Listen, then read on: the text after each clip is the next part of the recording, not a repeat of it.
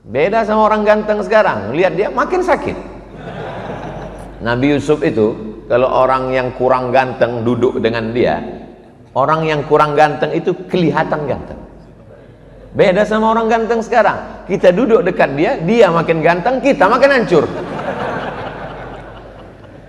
Nabi Yusuf itu mukjizatnya luar biasa. Lalu kemudian Nabi Yusuf mengatakan, apa kata dia? As-sijnu ahabbu ilayya mimma yad'unani ilaih. Aku lebih suka masuk ke dalam penjara daripada tarikan-tarikan dunia ini. Ternyata godaan ganteng itu luar biasa. Jadi kalau ada adik-adik, anak-anak muda yang kalau keluar rumah itu sampai angkot-angkot nabrak tiang listrik saking gantengnya, ibu-ibu sampai masuk paret, itu mungkin setetes dua tetes darah Nabi Yusuf ada pada diri. Assalamualaikum warahmatullahi wabarakatuh. Alhamdulillah wassalatu wassalamu ala rasulillah sayyidina wa maulana Muhammad ibni Abdillah wa ala alihi wa sahbihi wa man tabi'ahu wa mawala. Subhanaka la ilma lana illa ma 'allamtana innaka antal alimul hakim.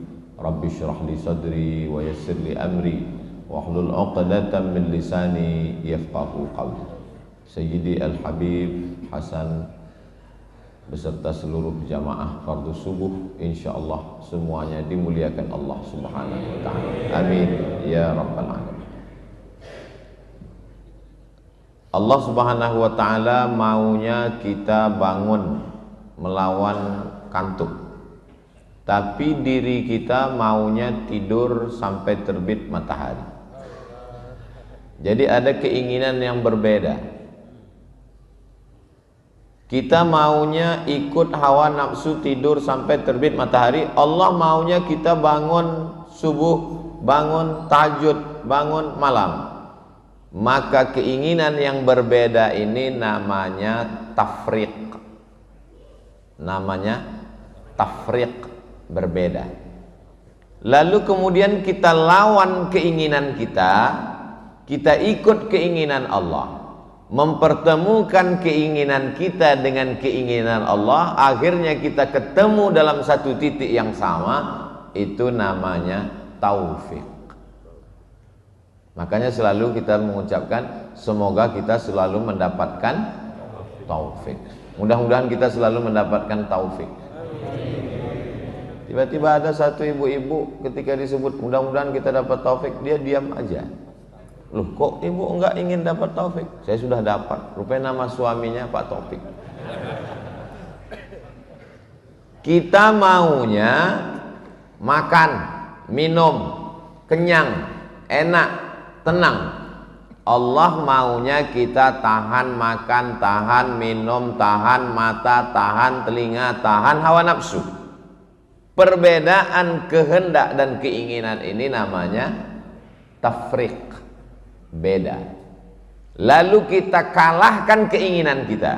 Kita tahan makan, kita tahan lambung, kita tahan mata, kita ikut kehendak Allah. Bertemu antara keinginan kita dengan kehendak Allah, itu namanya taufik. Jadi masjid ini diberi nama taufik supaya kita selalu mengalahkan keinginan kita. Kita menangkan keinginan Allah Subhanahu wa taala. Allahu Akbar. Jadi yang sulit dalam hidup ini bukan bersyahadat. Bersyahadat itu mudah. Asyhadu an la ilaha illallah wa asyhadu anna Muhammadan Rasulullah. Kenapa umat Islam itu selalu minta ihdinas siratal mustaqim? Berikan kami hidayah. Dia kan sudah dapat hidayah. Subuh minta hidayah, zuhur minta hidayah, asar minta hidayah, maghrib minta hidayah, isya minta hidayah, bangun malam minta hidayah, duha minta hidayah, habis berdoa al-fatihah minta lagi hidayah. Kenapa? Dia kan sudah dapat hidayah. Hidayah syahadat sudah, hidayah taufik belum tentu semuanya dapat. Berapa banyak orang sudah dapat hidayah syahadat tapi tidak dapat hidayah taufik, ya ikutkan hawa nafsunya. Tadi saudara kita mengatakan yang hadir ini adalah anak-anak muda. Anak muda itu hawa nafsunya bergelora, darahnya mendidih, maunya ngamuk, ikut geng motor, pakai narkoba, pacaran, tidurnya kesiangan. Orang belum tidur, dia sudah tidur. Orang belum tidur, dia tidur duluan. Jamnya nggak jelas. Lalu kemudian dia kalahkan semua keinginan itu, dia ikut kehendak Allah. Akhirnya dia datang ke masjid. Ini adalah anak muda yang mendapatkan taufik dari Allah Subhanahu wa taala. Ini penjelasan nama Masjid At-Taufik. Lalu kemudian setelah selesai sholat subuh, dijelaskan apa ayat yang dibaca oleh imam. Ini unik Masjid Taufik. Saya sudah banyak sholat subuh, sholat zuhur di tempat lain, makmum nggak mau tahu imam baca apa. Yang penting setelah pulang ke rumah ditanya suami, istri nanya suami, suami nanya istri, anak ditanya orang tua nanya anak. Gimana ayat tadi di masjid? Panjang. Isinya dia nggak penting. Tapi dijelaskan bahwa ayat rakaat pertama bercerita tentang Nabi Yusuf alaihissalam. Ini perlu ditiru oleh masjid-masjid lain supaya selesai sholat itu tidak hanya sekedar dapat pahala tapi juga dapat ilmu. Karena faqra'u ma tayassara minal Qur'an, bacalah ayat Al-Qur'an supaya makmum mendapatkan pelajaran. Wa idza quri'al Qur'an, kalau Quran dibacakan, fastami'u lahu, dengar baik-baik. Wa ansitu, diam. La'allakum turhamun, mudah-mudahan dapat rahmat. Suara imamnya Masya Allah tabarakallah, tenang. Ada suara imam itu kurang tenang, emosinya tak stabil. Siapa itu? Saya. Tapi mendengar suara imam tadi, kita bisa nangkap suaranya, tenang, ayatnya panjang pendek, matnya, makharijul hurufnya, tenang hati kita. Sampai kita penasaran gimana wajah imam ini. Setelah selesai salam lihat, masih anak muda, Masya Allah. 20 tahun. Ibu-ibu yang belum punya mantu booking dari sekarang. Orang soleh jangan dilepaskan. Nanti udah diambil orang lain, nangis darah. Bapak Ibu yang dimuliakan Allah Subhanahu wa taala, Ustadz Abdul Somad dulu ketika pulang nggak ada tulis-tulis detail. Di mana-mana kalau saya tausiah, yang akan menyampaikan tausiah Ustadz Abdul Somad. Mau pengajian di masjid, mau tablik akbar, mau di kantor, pengajian ibu-ibu, Ustadz Abdul Somad. Sampai akhirnya suatu hari saya dikasih koran. Di belakang koran ini isinya ustadz semua. Jual minyak lintah obat kuat. Jadi saya khawatir ini jamaah nanti bingung, nggak bisa membedakan mana ustadz yang ceramah agama, mana ustadz yang jual obat kuat. Itulah asal mula ditulis detail di belakang itu. Kalau dulu nggak ada pakai detail. Bukan untuk riya, bukan untuk bangga, supaya jamaah bisa membedakan, itu saja.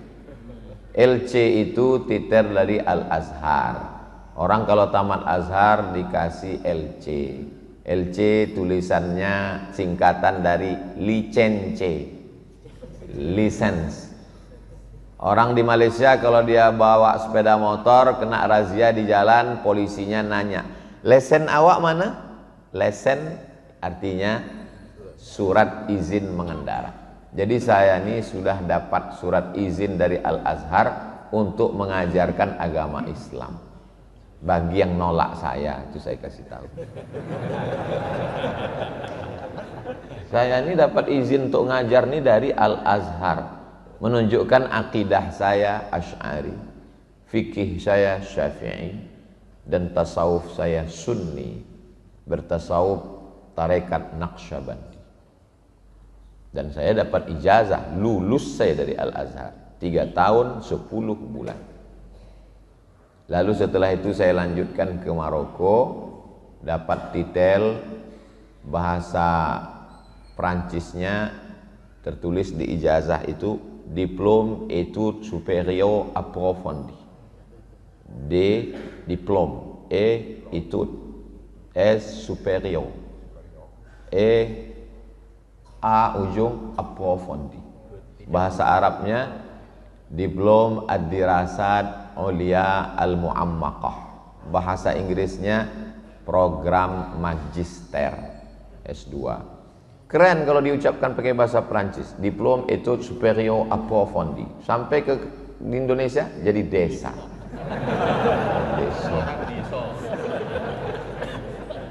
Karena Maroko itu jajahan Prancis, terjemahan ijazahnya itu pakai bahasa Prancis.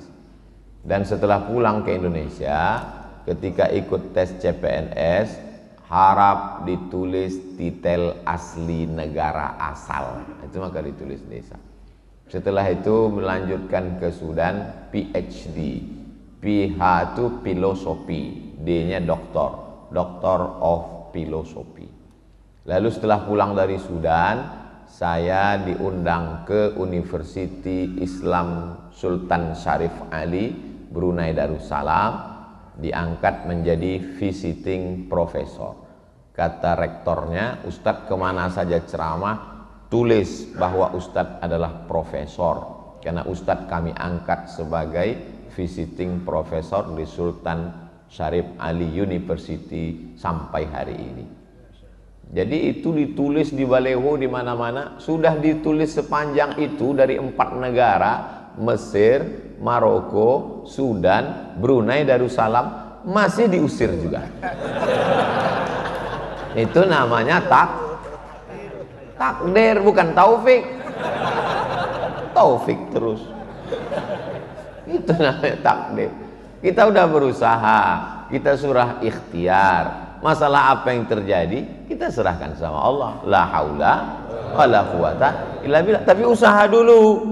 Saya nggak mau adik-adik anak-anak muda ini cepat menyerah, belum apa-apa udah la haula. Nanti pulang ditanya sama ibunya, "Nduk, sampean iki wis selesai S1 kok S2 nang di? Nanti S2-nya nyambung ke mana?" La haula wala quwata. Enggak, setelah selesai ternyata tidak sesuai yang kita inginkan, supaya hati kita tidak bingung, tidak bimbang, tidak galau, yang paling mudah serahkan sama Allah. Mungkin ada hikmah yang tidak kita ketahui. Karena asa antakrahu syai'an, boleh jadi kau benci sesuatu, wa yaj'alallahu fihi khairan katsira, banyak kebaikan-kebaikan yang ada di dalamnya. Sikap itu disebut dengan taufik, mengalahkan keinginan kita, mengikuti keinginan kehendak Allah Subhanahu wa ta'ala. Walaqad hammat bihi, perempuan itu mau dengan dia, wa hamma biha, dan dia pun mau dengan perempuan itu. Laula an ra'a burhan rabbi, akhirnya dia mendapatkan burhan, penjelasan, pencerahan, kesadaran dari Allah. Akhirnya dia kalahkan keinginannya, dia ikut kehendak Allah, dia tinggalkan itu perempuan, dan dia selamat. Laki-laki itu bernama Yusuf, moyangnya bernama 4 kali kita sebut tadi, kama sallaita ala Ibrahim wa ala ali Ibrahim, kama barakta ala Ibrahim wa ala ali Ibrahim. Ibrahim punya anak laki-laki namanya Yakub. Yakub punya anak laki-laki, Ibrahim punya anak laki-laki namanya Ishak. Ishak punya anak laki-laki namanya Yakub. Yakub punya anak laki-laki namanya Yusuf. Yusuf punya saudara namanya Imran. Imran punya anak laki-laki, itulah dia Musa dan Harun. Yusuf punya saudara laki-laki namanya Yahuza. Yahuza punya keturunan sampai bawah menjadi raja-rajanya Yahudi. Dari kata Yahuza itulah Yahudi. Salah satunya bernama Daud. Orang barat menyebutnya David. Daud ini punya saudara kandung, punya anak kandung laki-laki namanya Sulaiman, yang mewarisi kerajaan Daud. Maka disebut dia dengan Sulaiman. Orang barat menyebutnya Solomon. Kabarnya kerajaannya itu sampai ke tanah Jawa, itulah Sleman. Kabar wallahu a'lam, kita nggak tahu. Saking kan luasnya kekuasaan dia. Lalu kemudian Sulaiman ini punya keturunan sampai ke bawah, itulah dia Zakaria. Zakaria lama tidak punya anak, berdoa kepada Allah, Rabbi habli min ladunka dzurriyyatan thayyibah, maka lahirlah seorang anak. Fanadathul malaikatu wa huwa yusalli fil mihrab. Saking makbulnya doa Sulaiman, dia belum keluar dari mihrab saat berdoa, Allah sudah kabulkan doanya. Lahirlah seorang anak laki-laki namanya Yahya. Yahya bin Zakaria. Zakaria ini punya istri, istrinya punya adik nama perempuan Hannah. Hannah ini punya suami namanya Imran. Imran nikah dengan Hannah, lama tidak punya anak, bernazar. Akhirnya Allah kabulkan doanya, maka lahirlah seorang anak perempuan namanya Maryam. Maryam melahirkan seorang anak laki-laki namanya Isa. Nama anaknya Isa, nama ibunya Maryam, nama neneknya Hannah, nama kakeknya Imran. Keluarga kecil ini disebut dengan Ali Imran, bukan teroris. Jadi kita mesti pahami sejarah ini, bahwa mereka punya kait. Tadi Ustaz sebut Yahudi, ya. Lalu bagaimana dengan Israel? Nabi Ibrahim punya anak namanya Ishak, Nabi Ishak punya anak namanya Yakub. Yakub itu namanya dua, satu Yakub, satu lagi Israel. Il artinya Tuhan, Isra artinya hamba. Israel berarti hamba Tuhan. Bahasa Arabnya Abdullah, hamba Allah. Tapi jangan gara-gara ini nanti tetangga bapak yang namanya Abdullah dipanggil Israel. Hei Israel, ya Palestina. Nabi Yakub itu namanya satu lagi Israel. Makanya anak cucu keturunan Nabi Yakub itu disebut dengan Bani Israel. Jadi semua Yahudi itu adalah Bani Israel, tapi tidak semua Bani Israel itu Yahudi. Karena pecahannya ke bawah, barulah dia Yahuza, saudara dari Nabi Yusuf, anak cucu keturunan yang disebut dengan Yahudi. Setelah meninggalnya Nabi Sulaiman alaihissalam, pecah kerajaan ini, satu di utara, satu di selatan. Maka muncul dua kerajaan, satu kerajaan Israel, satu kerajaan Yahudi, berperang antara dua kerajaan ini. Lengkapnya baca di buku sejarah agama Yahudi. Sampulnya warna hitam, sudah diterjemahkan, bestseller. Nama penerjemahnya Abdul Somad. Tulis di Google. Nah, jamaah yang dimuliakan Allah Subhanahu wa taala. Nabi Yusuf alaihissalam suatu malam bermimpi. Inni ra'aitu ahada asyara kaukaba. Aku melihat ada 11 ahada asyara, 11 kaukab bintang. Wasyamsa wal qamar, matahari dan bulan. Ra'aituhum li sajidin. Aku melihat 11 bintang, matahari dan bulan bersujud kepadaku. Apa kata ayahnya Yakub? La taqsus ru'yaka ala ikhwatik. Jangan ceritakan mimpimu kepada saudara-saudaramu. Fayakidu laka kaida. Nanti mereka akan melakukan makar, tipu muslihat terhadapmu. Apa maknanya? Tidak semua saudara kita senang kalau kita dapat nikmat, walaupun nikmatnya hanya sekedar mimpi. Hati-hati adik-adik, anak-anak muda. Aku tadi mimpi apa? Ketemu jodoh. Hoax. Jangankan kamu nikah, kamu mimpi aja dia nggak senang. Jangan ceritakan semua nikmat yang ada pada dirimu. Kenapa? Karena tak semua orang senang melihat kau senang. Kebanyakan sifat orang adalah in tamsaskum hasanatun tasuhum. Kalau kamu dapat nikmat mereka susah hati. Wa in tusibkum sayyi'atun yafrahu biha. Tapi kalau kamu dapat musibah mereka senangnya luar biasa. Gimana Ustadz Abdul Somad di Masjid At-Taufik? Oh, jamaahnya banyak, sakit jantungnya. Gimana kabar Ustadz Somad? Dia nggak diterima. Alhamdulillah. Ini sifat saudara-saudaranya Yusuf, Bani Israel. Lalu kemudian dendam kesumat itu mereka lanjutkan.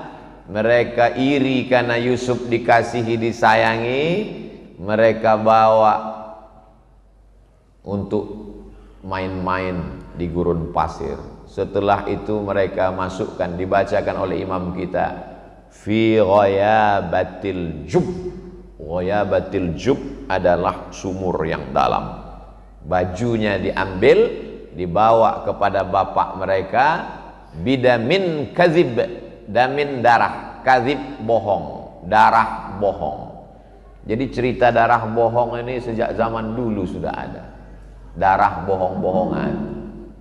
Betul dia ya, dia sudah dimakan oleh serigala. Ini darahnya ayah. Maka saudara-saudara Yusuf pun menangis, menangisi darah bohong, air mata buaya. Apa betul buaya itu punya air mata? Buaya ini selalu menjadi korban. Lidah buaya, air mata buaya. Ternyata buaya ini tidak punya pori-pori. Kita kalau kepanasan berkeringat, cairan tubuh kita keluar dari pori-pori, basah baju kita. Buaya nggak punya pori-pori. Satu-satunya saluran mengeluarkan air melalui matanya. Makanya kalau dia kepanasan, dia keluar air mata. Tapi bukan karena dia sedih. Makanya kalau ada orang yang air matanya bukan karena kesedihan, selalu orang mengatakan, alah air mata buaya. Pas ditanya, kenapa, apa hubungan air mata dengan buaya? Boh, aku ora-uruh. Padahal maknanya adalah ilmu pengetahuan. Itu buaya yang di air, apalagi yang di darat. Lalu kemudian Nabi Yusuf alaihissalam menangisi kehilangan seorang anak sampai hilang pandangannya. Ternyata kalau terlalu banyak nangis, itu kering air mata, bisa mohon maaf, mengalami kebutaan. Nabi Yusuf itu buta, tapi hebatnya Yakub. Ketika Nabi Yusuf sudah diangkat menjadi Perdana Menteri di Mesir, lalu kemudian dia tahu saudara-saudaranya sedang masa paceklik datang ke Mesir untuk mencari gandum. Dia tahu, akhirnya dia selipkan satu mut ke dalam tas saudaranya itu, dia panggil security, Satpol PP lah. Tangkap, akhirnya ditangkap. Lalu kemudian kamu boleh pergi kecuali saudaramu ini, Bunyamin. Sampai akhirnya Nabi Yusuf alaihissalam mengirimkan bajunya kepada ayahnya. Idhabu biqamisi hadha, wahai saudara-saudara, bawalah bajuku ini, berikan kepada Yakub, ya'ti basira, nanti dia akan datang dalam keadaan matanya bisa melihat. Coba lihat bagaimana Allah Subhanahu wa taala mau menunjukkan kuasanya. Karena baju Yusuf, pandangan mata Yakub bisa hilang. Tapi dengan baju Yusuf juga pandangan Yakub bisa muncul kembali. Begitu Nabi Yakub mencium baju itu, apa kata dia? Inni la ajidu riha Yusuf. Aku mencium bau Yusuf. Ya'ti basira. Penglihatannya pun bisa datang kembali. Ternyata setelah diteliti, manusia ini baunya nggak sama. Sama seperti cap jari, cap jempol, nggak sama. Makanya ada detektor bau. Yang paling tajam penciumannya adalah cacing, bukan anjing. Cacing paling tajam. Menurut Imam Al-Jahiz, memang cacing memiliki kekurangan. Dia nggak punya kaki, dia nggak punya kulit, dia nggak punya mata, dia nggak punya telinga. Kalau ada cacing yang bertelinga, bukan cacing, ular naga. Makanya dia hidupnya di dalam tanah. Tapi di tengah kekurangannya diberikan Allah SWT kelebihan. Apa? Penciumannya amat sangat tajam. Dia bisa mencium jarak radius 1 km. Jadi kalau Abdul Somad meninggal, ditanam di sini, di samping Masjid At-Taufik, itu 1 km semua cacing-cacing mencium. Wow, brownies. Mereka sudah siap. Kalau memang penciuman yang paling tajam itu adalah cacing, mengapa polisi Badan Narkotika Nasional tidak menggunakan cacing untuk mencium narkoba di airport? Karena cacing nggak punya kaki. Maka yang dipakai adalah anjing herder. Saya turun di airport, tiba-tiba ditahan semua. Semua penumpang dari Kuala Lumpur, jangan keluar dulu dari airport. Datang anjing, mendekat ke saya. Ingat dulu waktu kecil kata mak, kalau ada anjing baca tabat yada abilah abi watab. Dia baca tabat yada abilah abi. Dia lihat ke atas. Takutnya diselipkan orang narkoba. Keluar berita Abdul Somad tertangkap di airport bawa narkoba. Nauzubillah, nauzubillah, nauzubillah. Allah Subhanahu wa taala Maha Kuasa. Dengan baju yang dilumuri darah palsu, pandangan Nabi Yakub bisa hilang. Tapi dengan baju yang ada keringat Nabi Yusuf, pandangannya bisa kembali. Allah Subhanahu wa taala Maha Kuasa. Innama amruhu iza arada syai'an ayyaqula lahu kun fayakun. Jangan heran kalau bapak terlalu lama pergi keluar kota, ibu video call, diciumnya baju singlet bapak yang sudah 3 hari nggak dicuci. Kenapa? Mengobati rasa rindu, kata dia. Itu terjadi pada Nabi Yakub alaihissalam, cinta kepada Nabi Yusuf alaihissalam. Nabi yang paling lengkap kisahnya dalam satu surat dalam Al-Quran, Nabi Yusuf. Baca surat Yusuf. Makanya kadang ibu-ibu hamil datang ke kiai, kiai tolong doakan saya, didoakan. Wa izuki bi kalimatillahi tammati min kulli syaitani wa hammati wa min kulli ainin lammah bismillahilladzi la yadurru ma'asmihi syai'un fil ardi wala fis sama'. Nanti kalau saya di rumah bagusnya baca apa ya kiai? Banyak-banyak baca surat Yusuf. Maksudnya supaya anaknya bertakwa seperti Nabi Yusuf. Digoda oleh Zulekha, nggak mau. Maksud kiai itu, tapi si ibu salah paham. Dia nganggap anaknya ganteng seperti Nabi Yusuf. Pas lahir ireng. Apa ini? Komplain sama kiai. Kok anaknya orang ganteng piye kiai? Kiai tersenyum. Bojone suaminya mana? Lo podo. Jadi bukan salah suratnya. Suratnya nggak salah, kita aja yang salah ngerti terhadap pesan-pesan agama. Jadi Nabi Yusuf ini gantengnya luar biasa. Bagaimana? Imra'atal azizi turawidu fataha. Tersebar isu di media sosial saat itu. Apa beritanya? Imra'atul aziz, istri Perdana Menteri, turawidu fataha, tergila-gila dengan anak lajang yang ada di rumahnya. Ada pemuda di rumah itu namanya Yusuf, dan dia Zulaiha tergila-gila. Zulaiha tidak mau kena fitnah. Dia undang perempuan-perempuan yang menyebarkan isu. Dia panggil, kalian ngejek-ngejek saya, datang, dikasih makanan dengan pisau. Lalu setelah itu Nabi Yusuf disuruh keluar. Yusuf keluar. Nabi Yusuf keluar, apa yang terjadi? Qata'na aydiyahunna, bukan qata'a. Kalau qata'a sekali motong. Qata'na aydiyahunna, mereka memotong jari mereka berkali-kali dan gak sadar kalau Nabi Yusuf sedang lewat. Qata'na aydiyahunna, mereka memotong jari mereka berkali-kali, bukan buah itu yang dipotong, jarinya. Apa kata mereka? Ma hadza illa malakum karim. Ini bukan manusia, tapi ini malaikat yang luar biasa. Apa kata Zulekha? Baru kalian tahu. Kalian baru ngelihat sekali aja potong, apalagi aku, kata dia. Aku serumah dengan dia, Beb. Terkadang kita mudah mengejek orang karena belum melihat. Begitu melihat seganteng-gantengnya foto model artis sinetron di Indonesia, apa pernah ada ibu-ibu yang sampai ngiris tangannya gara-gara itu? Enggak ada. Nabi Yusuf itu luar biasa. Orang kalau melihat dia hilang rasa sakit. Beda sama orang ganteng sekarang, melihat dia makin sakit. Nabi Yusuf itu kalau orang yang kurang ganteng duduk dengan dia, orang yang kurang ganteng itu kelihatan ganteng. Beda sama orang ganteng sekarang. Kita duduk dekat dia, dia makin ganteng, kita makin hancur. Nabi Yusuf itu mukjizatnya luar biasa. Lalu kemudian Nabi Yusuf mengatakan, apa kata dia? As-sijnu ahabbu ilayya mimma yad'unani ilaih.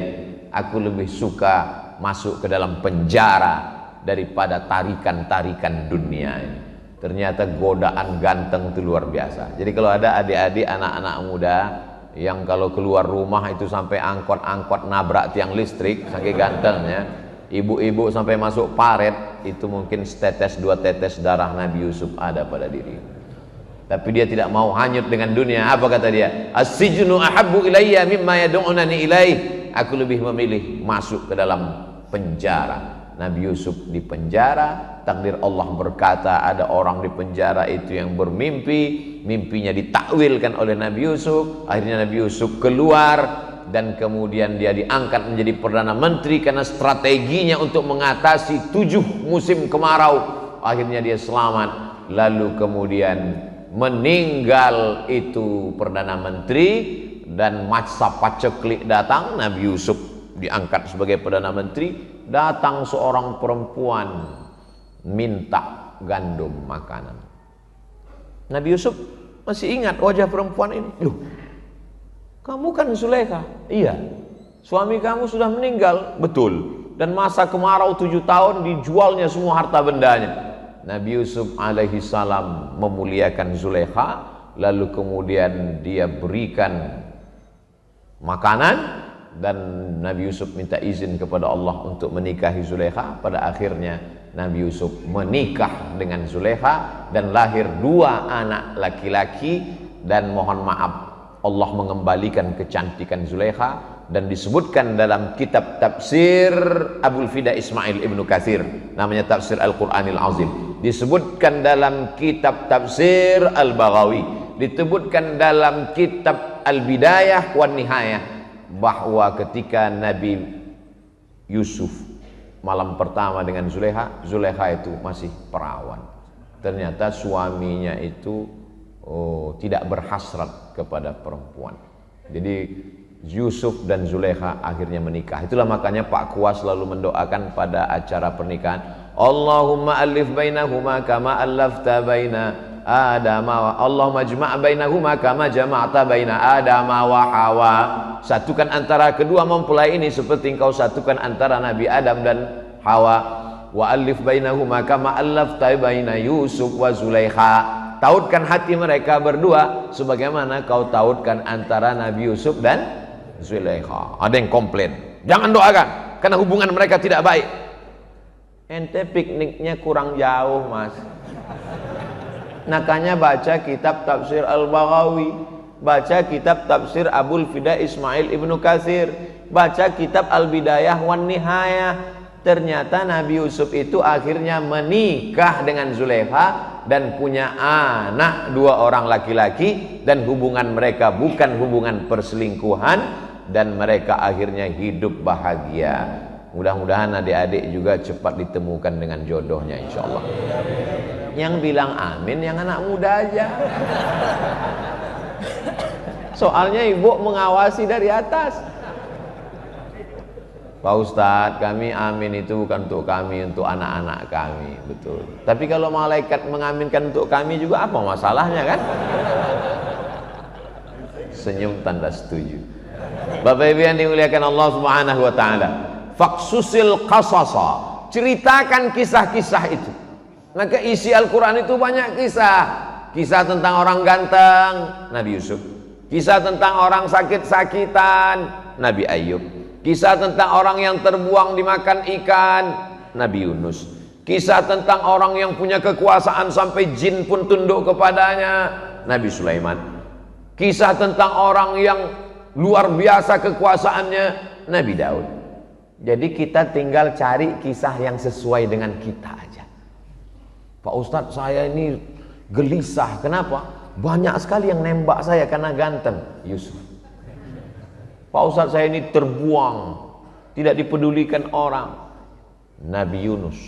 Kurang apa lagi di dalam perut ikan.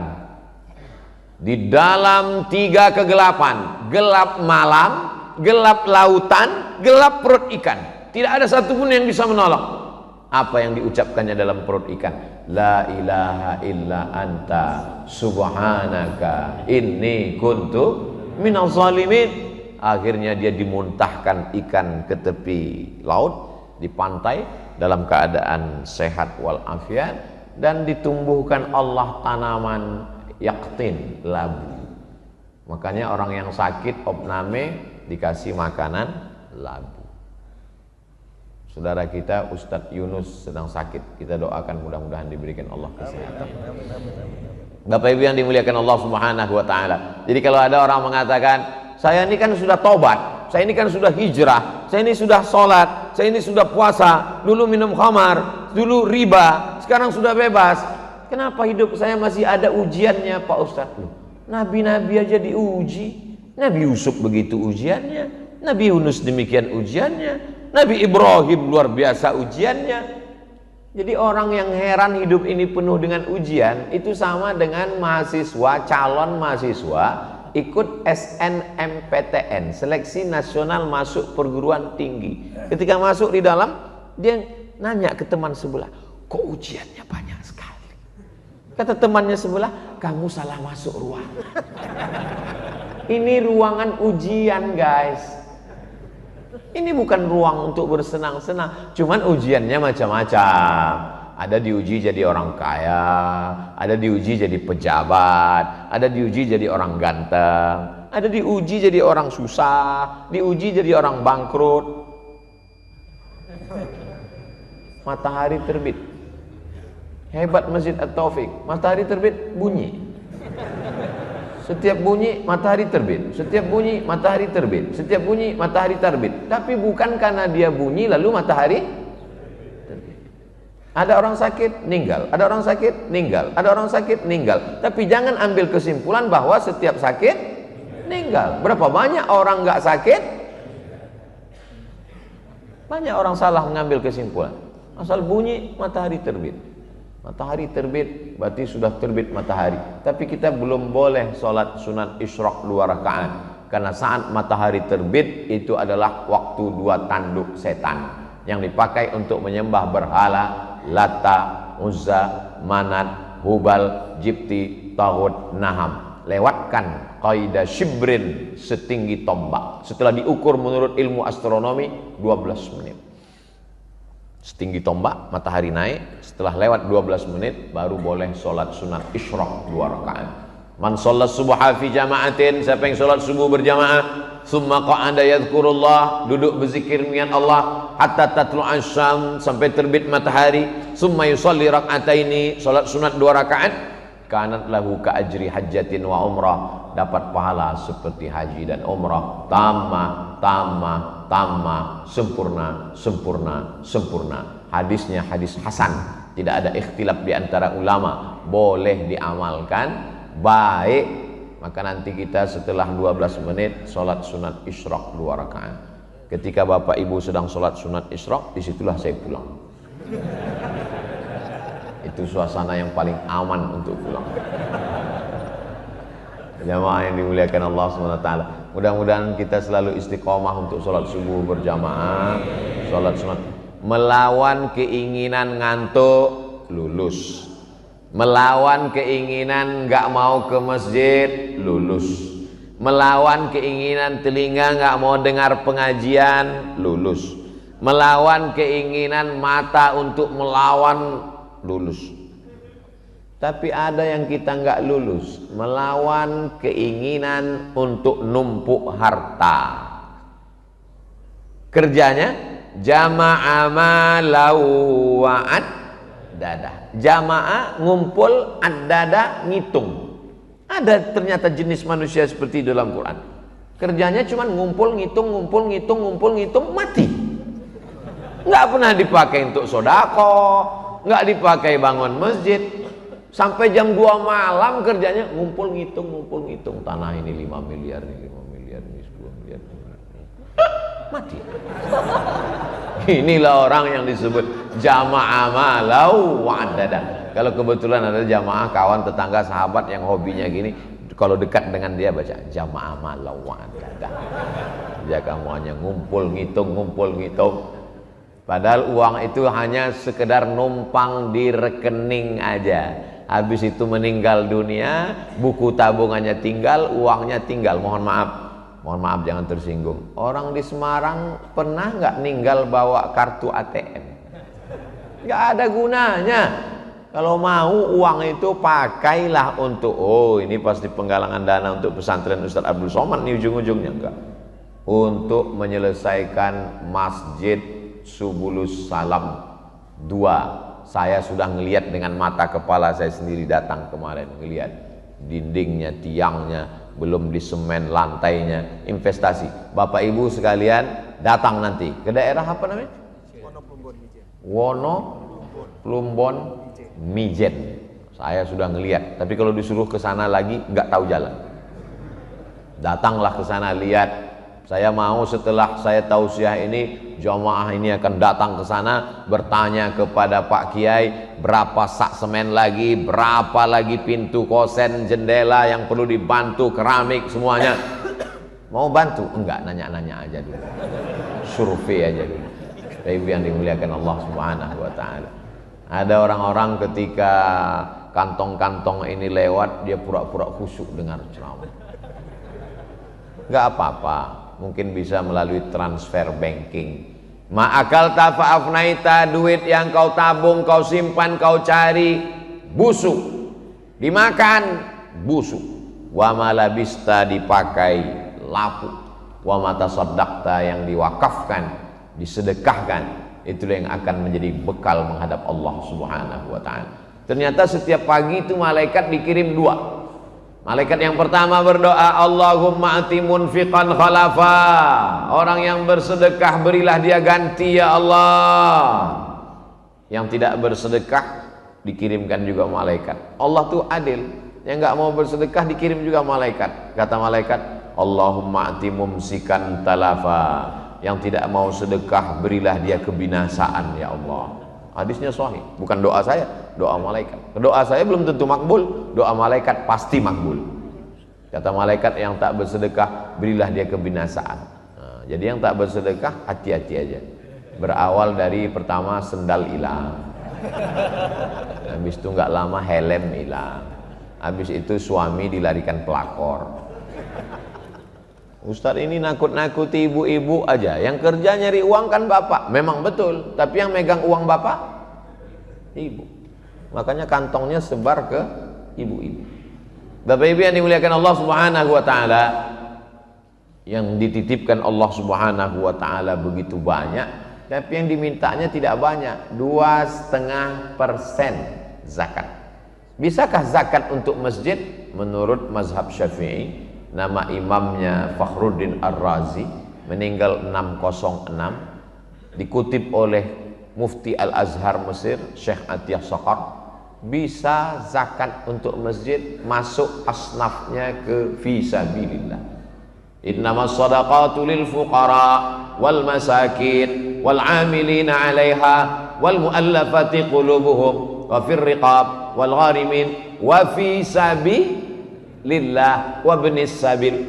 Itu maka pemerintah Malaysia menyalurkan zakat untuk mahasiswa yang ada di Al-Azhar Mesir. Teman saya orang Malaysia, saya tanya, kamu dapat beasiswa? Ya, dari mana? Dari rumah zakat, kata dia. Berapa satu tahunnya? 6.000. 6.000 ringgit kali 3.000, 18 juta. Kamu dapat juga? Saya bilang saya dapat. Berapa? 12.000. Oh, banyak sekali. Saya sebelum berangkat ke Mesir membuat proposal tahun 98 ke Badan Amil Zakat Provinsi. Saya mahasiswa Indonesia yang mendapat beasiswa ke Mesir, mohon bantuan ongkos. Silakan datang ke kantor. Ibu saya pergi. Saya tanya, berapa dikasih amil zakat? 200.000. Ingat saya karena angkanya 200.000. Waktu itu harga dolar melambung 20.000 satu dolar. Tapi karena takdir Allah berangkat juga 98. Pulang dari Mesir 2002, pulang dari Maroko 2008. ceramah tausiah kesana kemari, diundang sama Basnas. Kata Basnas, inilah kader yang kita kirim dulu. Mantap. Keren. Saya diangkat sebagai duta Badan Amil Zakat Nasional. Ustadz dendam? Enggak, cuman ingat aja dikit. Datang ketua Basnas, Ustadz Somad, ini piagam mengangkat Ustadz sebagai duta Basnas, dan kami menggaji Ustadz 1 bulan 100 juta. Saya bilang nggak usah gaji saya, kemana-mana saya akan suarakan ke masyarakat supaya bayar zakat ke Badan Amil Zakat Nasional. Yang diberikan Allah kepada saya bisa kuliah S1, S2, S3 nggak bayar sama sekali, itu sudah lebih daripada apa yang diberikan keinginan dulu. Saya nggak pernah cita macam-macam, itu diberikan Allah Subhanahu wa Ta'ala begitu saja. Apa yang diberikan Allah lebih baik daripada yang diberikan manusia. Idza sa'alta fas'alillah wa idza sta'anta fasta'in billah. Lalu kalau memang begitu, kenapa Ustadz mesti mengiklankan masjid musyawarah? Mengapa Ustadz meminta jamaah untuk bersedekah? Supaya jamaah selamat hartanya, selamat anaknya, selamat dirinya. Siapa yang mengatakan bahwa dia menolong masjid, berarti dia sudah mengecilkan Allah Subhanahu wa Ta'ala. Masjid itu milik Allah, tidak kita tolong pun masjid akan tetap berdiri. Maka kalau kita menyumbang untuk masjid, bantu fakir miskin, nolong anak du'afa, sesungguhnya kita bukan menolong mereka, tapi kita sedang menolong diri kita sendiri di hadapan Allah Subhanahu wa Ta'ala. Pemahaman kita bersedekah mesti begitu. Kalau tidak, kita nanti masjid musyawarah yang kemarin Ustadz Somad penggalangan dana udah selesai ya. Kalau bukan karena saya, siapa kita? Kita lahir ke atas dunia, telapak kaki kita 2 jari lebarnya, panjang kita sejengkal, bahasa kita cuma nangis. Mau makan nangis, mau minum nangis, mau nangis. Nggak ada bahasa yang lain. Sampai akhirnya kaya raya, punya kekuasaan, hartanya banyak. Allah cuma minta 2,5%. Itu pun dia simpan mati, sampai akhirnya mati dalam keadaan tidak membawa apa-apa. Akhrajakum min butuni ummahatikum, Allah mengeluarkan kamu dari rahim perut ibu kamu, la ta'lamuna syai'an, kamu tidak tahu apa-apa. Namamu pun diberikan orang lain. Jangankan nama, jangankan harta, namamu pun diberikan orang lain. Mohon maaf, siapa yang lahir sudah bawa nama sendiri? Ustadz namanya siapa? Abdul Somad. Itu Ustadz bawa sendiri? Enggak, dikasih orang lain. Orang tua zaman dulu kalau punya anak itu dia nanya ke kiai, ini anak saya dikasih siapa? Kiai ngasih nama, anak kamu ini kasih namanya Muhammad Solah. Jadi nama saya dulu dikasih Muhammad Solah. Solah di kampung saya nama ikan. Kata mak saya, masa nama anak saya ikan? Dia nggak ngerti bahasa Arab. Padahal bahasa Arab itu Solah pakai H kecil, itu artinya bagus. Muhammad Solah. Sampai dirobah, robah kiai, ini robah nama saya jadi Abdus Somad. Kul huwallahu ahad, Allahus Somad. Somad itu Allah, tapi ini bukan Allah. Ini Abdus Somad, hambanya Allah Subhanahu wa Ta'ala. Ta'isa abdud dinar, ta'isa abdud dirham, hamba harta binasa, hamba dinar, hamba emas, hamba dirham, hamba perak. Jangan hambakan dirimu kepada harta, tapi hambakan dirimu kepada Allah. Makanya nama yang paling bagus adalah nama yang menghambakan diri kepada Allah. Abdullah, Abdurrahman, Abdurrahim, Abdus Somad. Jamaah yang dimuliakan Allah Subhanahu wa Ta'ala, Masjid At-Taufik bisa cantik, indah, luar biasa. Memandang ke atas, kubahnya, lampunya indah semua, AC-nya lengkap, jamnya. Ini penataan jam nih bagus. Masjid-masjid yang lain tolong tiru bagaimana meletakkan jam, supaya khotib tahu dia, penceramah pun tahu dia kapan dia mesti mengakhiri tausiah. Mau lihat ke samping ada 604, lihat ke depan ada, ke samping bagi jamaah melihat ada. Karena jamaah ini bingung kadang kalau Ustaz ini ceramah, kapan penderitaan ini berakhir. Tapi kalau Ustaz Somad yang ceramah, mereka tahu 60 menit, nggak akan lebih, 600 ml. Tapi mestinya Masjid At-Taufik ini nggak sampai 60 menit. Kenapa? Botolnya kecil. Jamaah yang dimuliakan Allah Subhanahu wa taala. Manusia itu ingin kepastian. Manusia itu ingin kepastian. Tapi ada satu yang tidak dipastikan Allah supaya kita tidak putus asa. Apa itu? Umur dan rezeki. Umur itu tidak dia berikan kepastian. Bayangkan kalau bapak ibu dikasih kepastian. Umur kamu 63 tahun. Tiba-tiba subuh ini ada yang umurnya 62 tahun, 11 bulan, 29 hari, kurang 3 menit. Apa enggak nangis saja bawaannya? Kita selalu optimis bahwa umur kita panjang. Yang tua jangan putus asa, yang muda jangan terlalu bangga, yang sakit jangan depresi, yang sehat jangan sombong. Berapa banyak orang yang divonis sakit mati sampai hari ini nggak mati-mati, dokter yang memvonis sudah meninggal duluan. Mohon maaf Pak Dokter, Bu Dokter, jangan tersinggung. Saya kalau sakit masih ke dokter, anak saya sakit ke dokter, mau melahirkan istri saya ke rumah sakit, tapi saya tidak menambah rukun iman jadi 7 dokter spesialis. Iman kita kepada Allah SWT, tapi ke rumah sakit, ke dokter, makan obat adalah ikhtiar dan usaha. Sampai akhirnya kita mati menghadap Allah, diantar ke liang lahat. Yatsba'ul mayyita salasun, yang mengiringi mayat ke liang lahat cuma 3. Yang pertama mal, bahasa Arabnya mal, artinya miring, condong. Harta itu bahasa Arabnya mal, orang barat nyebutnya mall. Kenapa mal itu disebut miring? Karena hati kita condong ke harta. Ada masjid, ada mall. Hati kita condongnya kemana? Ke mall. Itu maka disebut dia mall, miring. Hati kita miring, condong ke sana. Harta mengiring ke liang lahat. Mobil mahal, mewah, ikut ngiring sampai ke pelataran parkir. Ahluhu, keluarga, anak, cucu, mantu, kawan, sahabat, jamaah, ramai datang mengiring ke liang lahat. Tapi pas masuk ke dalam, tetap only you, tetap kau hanya sendiri menghadap Allah. Yarji usnani, yang 2 pulang ke rumah. Mereka hanya sekedar cerita, kasihan ya almarhum Ustadz Somad meninggal, jamaahnya banyak, followernya 6 juta. Yang di Instagram, yang belum follow, tolong follow, subscribe, like, share, and comment. Ternyata hanya di dunia saja. Setelah itu mati menghadap Allah sendirian. Saya sudah ngelihat pejabat ninggal sendirian, orang kaya ninggal sendirian, suami istri yang katanya sehidup semati sendirian. Sampai akhirnya kita pun menghadap Allah. Ya baqa wahidun, yang tinggal cuma 1. Apa itu? Wa amalu. Kalau sempat bangun di tengah malam meneteskan air mata, kalau sempat membaca Al-Quran hari Jumat, surat Al-Kahfi, yang sudah baca, alhamdulillah. Yang belum baca, insya Allah. Yang sudah bolak-balik dikasih tahu enggak juga mau baca, innalillah.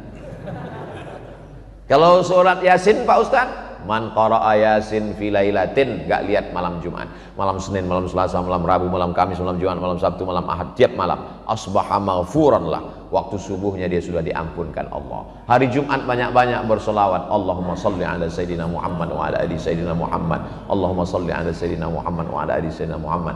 Inna salatakum ma'rudatun alayya. Solawat kamu dari Semarang dibawa ke Masjid Nabawi, ditunjukkan ke makam Rasulullah sallallahu alaihi wasallam. Kata sahabat, kaifa salatuna ma'rudatun alayka wa qad arimta? Bagaimana mungkin salawat kami dibawa kepada engkau padahal engkau sudah meninggal dunia ya Rasulullah? Maksud sahabat, kalau sudah meninggal dunia masuk ke dalam lubang tanah kan dimakan cacing tanah. Bagaimana mungkin salawat kami dibawa ke kuburmu? Nabi menjawab, innallaha harramal arda ajsadal anbiya. Allah mengharamkan tanah memakan jasad para nabi. Jasad nabi tidak dimakan cacing tanah. Bapak Ibu percaya? Ya nggak percaya nggak apa-apa, terserah. Makam pahlawan di kota tempat kelahiran saya, posisinya dulu di pinggir kota.